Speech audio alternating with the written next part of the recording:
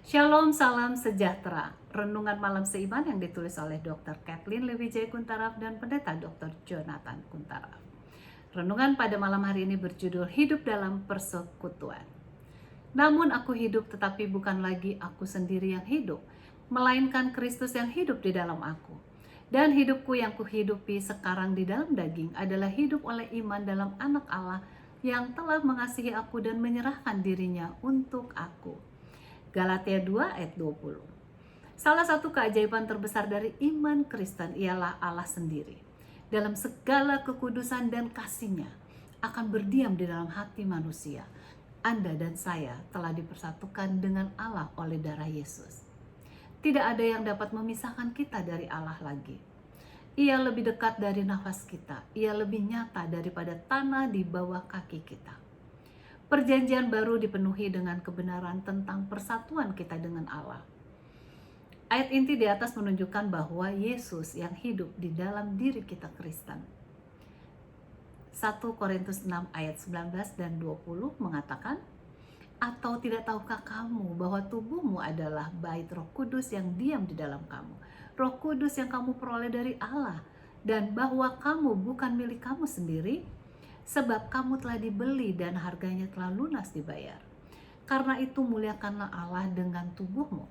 Kemudian kalau kita baca Roma 6 ayat 4 dikatakan, dengan demikian kita telah dikuburkan bersama-sama dengan Dia oleh baptisan dalam kematian, supaya sama seperti Kristus telah dibangkitkan dari antara orang mati oleh kemuliaan Bapa, demikian juga kita akan hidup dalam hidup yang baru. Tidak pernah ada satu momen pun di mana Anda harus terpisah dari Tuhan. Tuhan ada di dalam Anda dan bersama Anda melalui setiap cobaan, kesuksesan, kemenangan, dan kekalahan. Tuhan adalah untuk Anda dan tersedia untuk Anda setiap hari dan sepanjang hari. Bahkan dalam doa kita, Tuhan tetap bersama kita. Maupun dalam pemberontakan kita, Tuhan tetap tinggal di dalam kita. Apa yang tersisa untuk kita lakukan adalah belajar bagaimana membiarkan persatuan ini meresapi setiap area kehidupan kita. Mengerjakan keselamatan kita berarti belajar untuk membuang apa yang menjadi milik diri kita yang dulu dan hidup berdasarkan identitas baru kita sebagai suatu kesatuan dengan Kristus sendiri. Jika kita benar-benar ingin memusatkan kehidupan kita pada pertemuan dengan Tuhan, maka kita harus belajar mengakui fakta bahwa Ia sudah bersama kita.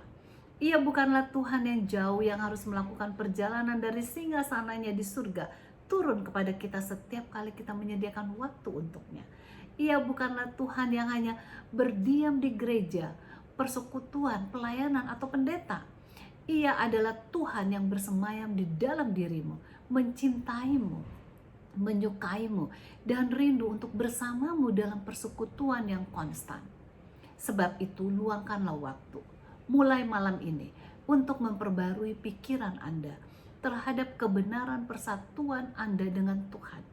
Mintalah Tuhan untuk mengungkapkan kedekatannya, sehingga Anda dapat berjalan dalam hidup yang baru setiap hari, sebagaimana yang tertulis dalam Roma 6 ayat 4. Berikanlah ruang di hati dan pikiran Anda untuk mengizinkan hadirat Tuhan meresapi setiap area kehidupan Anda. Semoga mulai malam ini menandai perubahan radikal dalam hidup Anda saat Tuhan sendiri yang bergerak, bekerja, memberkati, dan berbicara dalam semua yang Anda lakukan. Tuhan Yesus memberkati.